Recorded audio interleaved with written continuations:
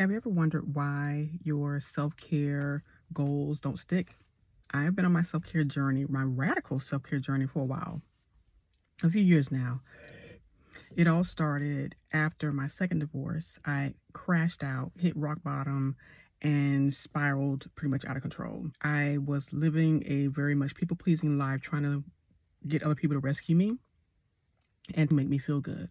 I did not know that I had the ability to give myself the love I was looking for. Because growing up in a religious environment, you're told that you're supposed to give all your love away. God first, other people second, then you last. And even then, loving yourself is still pretty much a hit or miss thing. You shouldn't really put all your eggs in one basket when it comes to loving yourself because that's just selfish, right? So I was trying to get love from other people because I thought if I'm loving other people, then they will love me. Wrong. That is not how it goes. When I finally hit rock bottom, burned out, second divorce, lost everything, moved back to my hometown, I decided I needed to heal my wounds, not just the relationship ones, but the deep wounds that I had gathered over my life. I decided that I was done with people pleasing. When I say I said that I was done with people pleasing, doesn't mean that I immediately stopped people pleasing. I did not, because it was deeply ingrained in my psyche, deeply ingrained in who I was as an individual. In order to change that identity to someone who was self-pleasing, self-devoted, and self-caring, I had to go onto a radical self-care journey, a radical selfishness journey. And if you know what a pendulum looks like, it's like on a grandfather clock, a swing back and forth or whatever. So I was on the right side of the pendulum. To get back into balance, I had to go all the way to the left side and stay there for a while until I gathered my equilibrium and found my balance, which included this whole healing journey, self-discovery journey, and really getting to the space where I was okay with implementing this radical self-care plan, this radical selfishness plan. It didn't always stick. It didn't always feel good. It felt selfish. My whole soul, spirit, nervous system was in rebellion of what I was trying to do. I think a lot of people get stuck there and don't know how to get unstuck and move out of that space of imbalance and figuring out how exactly to make this self-care a lifestyle versus another to-do item, something that's going to exhaust them further and feel like it's just overwhelming on top of everything else. Recently, I learned, well, I guess for over the last year or so, I learned that the reason why self-care doesn't stick for most people is because they have not given their body permission along with their mind, which means that you can want it, know it, believe it all you want.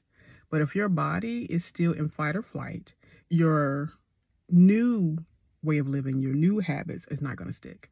I learned this from someone else on TikTok. This is not something I came up with by myself. But when I heard this, a light bulb went off in my head. I was like, OMG, what? Yeah, what? Yes, my body was still in fight or flight, still in survival mode, and still waiting for me to figure out, get on board with the program and say, hey, lady, this is not sustainable. If your body doesn't agree, it's because your body holds the memories. Even though you may have cleared mentally the memories, or you think you have, your body still relives it over and over again. So you got to heal that. You got to let your body know that you're safe. And for a lot of Black women, we don't feel safe. Not because we're just women or not because we're Black people. It's a combination of things. It's epigenetic trauma. It is cultural trauma. It's familial trauma. It is all those things and the literal personal trauma you may have dealt with. And so we are not inherently safe. And your body knows this. And we can live our soft life, but it only lasts for a little while. We can do the self-care things, but it only lasts a little while. We go back into our depression. We go back into our anxiety-induced life. We go back into autoimmune disease and hormonal imbalance, those things exacerbate the problem, but it's still the body and the memories that's held in the body that is causing the problems. So a good friend of mine, she does dance and somatic movement, and so I started learning from her. I learned about nervous system regulation and what that meant on a deep level, and I integrated that into my life. There's so many videos here that have people telling you how to do nervous system regulation. I have a video that also talks about it, and I will probably do a whole maybe series of what I literally do for myself, my nervous system regulation regimen, because it has to become a regimen, because you've lived years with your body in dysregulation, your nervous system in dysregulation. It's going to take some time for it to find its balance and feel safe. Just yesterday, I learned about fascia release, Fascia release. And I never heard of this before. What's the fascia? What does that mean? And I went down a rabbit hole, brilliant. It was not something I needed to go to the doctor, get a prescription for, and permission for. I'm big on, I don't need your permission to make myself feel better or to heal my body. I'm a firm believer that I can heal my body and get myself back into a state of optimal health. I don't need a doctor's permission to do that. And I think that's where a lot of people get stuck as well. They think they need someone's permission to go on this journey of healing their mind, their body, their soul, and their nervous system. And you don't need permission. You are the permission. Literally, you're the permission. I went down this rabbit hole of fascia release. I learned a few techniques. I did the techniques, and it's all related to the nervous system. I'm formulating my own nervous system yoga practice. I do it every morning because it's the best time for me to let my body know it's safe. Before I get out of bed, it's the best time for me to focus on what I want and not what's happening around me. First thing in the morning is the best time for me to get still, be still, and know who I am, what I want, my desires, or what I'm worthy of. First thing in the morning is when I tell my body that it is safe by doing the nervous system regulation exercises. Sometimes I do EFT, and now I'm integrating fascia release.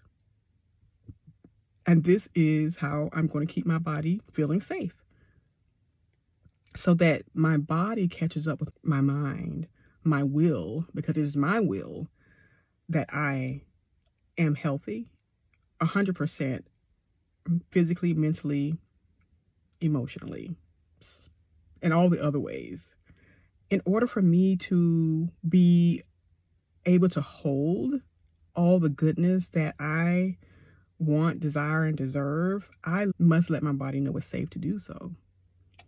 Amazing information, especially for Black women. It's so important for us to admit we don't feel safe. Our body doesn't feel safe. We're always in fight or flight. We have nervous system dysregulation, and none of the things that we use to hide the symptoms, to try to forget about the pain that is still stored in our bodies, none of that is going to work until you get to the root of the issue, that your memories are stored in your body, and it is up to you to learn how to release that and make your body feel safe so your nervous system calms down. Most of my life, I have had a very high heartbeat rate. And I was wondering, why is my heart always beating so fast? And I'm wondering if it has to do with the fact that my body's always felt in fight or flight mode, always on alert. I'm going to test and see how low my heart rate goes as my body calms down. Because I'm one of those people, and everybody around me who knows me, they're like, you're so calm. You're always so calm. Yeah, I'm calm on the surface, but underneath, I'm paddling like crazy, fighting for my life. And I know a lot of people can relate to that. The calmest people that you see are probably fighting for their lives underneath the surface. And everything is not okay. They're just hiding it better than other people. If you're not a naturally emotive person, or if you've been around people who are violently emotional, you shut down. That's what happened to me. I was around people my entire life who were violently emotional.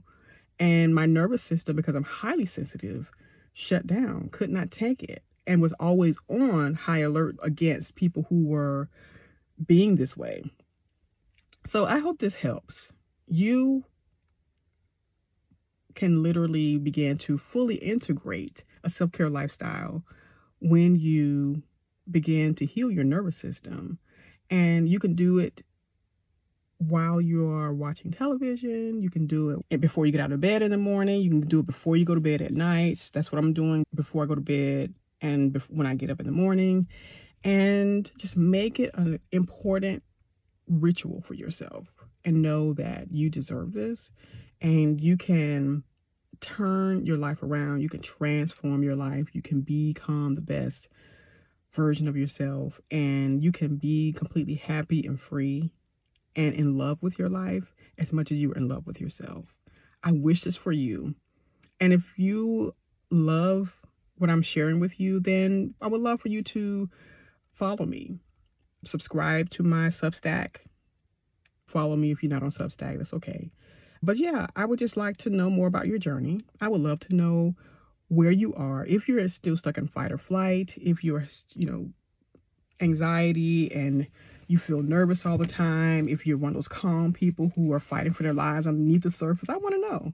Because it's in developing this community. I kind of hate calling it a community, but kind of community where you feel seen, you feel heard, you feel like you have people on your side who understands where you're coming from. And so important to give yourself that gift of a community. And because I'm an introvert, we can all get together separately. So we don't have to be in these big groups. We don't have to be always on. I'm just not about that life. I'm here because I want to be a part of your journey as an advocate for you, as an advisor to you, and as someone who truly understands where you're coming from.